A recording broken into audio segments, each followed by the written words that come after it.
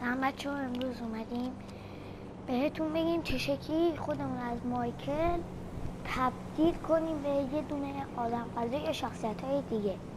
تبدیل بدون اینترنت و بدون ماد درست خودش بازی داره.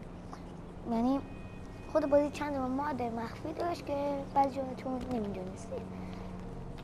این دو مورد داره.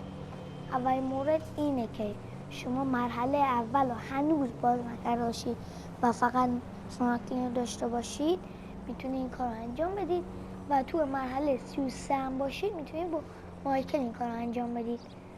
خب تاچ پد دستتون رو با مدت 2 ثانیه نگه میدارید. اون گوشه صفحه براتون همچین چیزی باز میشه. اون گزینه آخری یه ضربدر همچین صفحه باز میشه. باز یه ضربدر میزنید. ضربدر نزدم.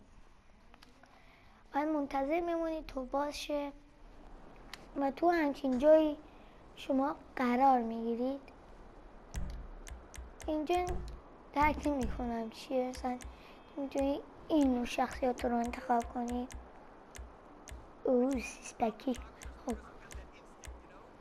مثلا ما کار با آدم فضایی اصلا داریم.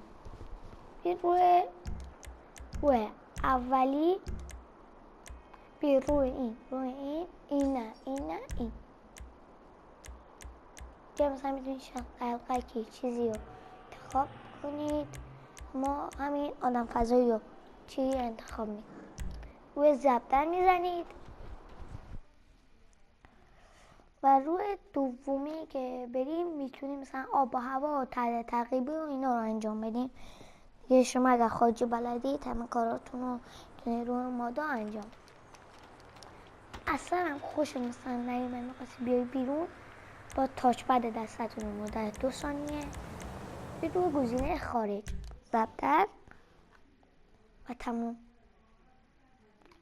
از این ماد در میاد و از همینجا ظاهر میشه.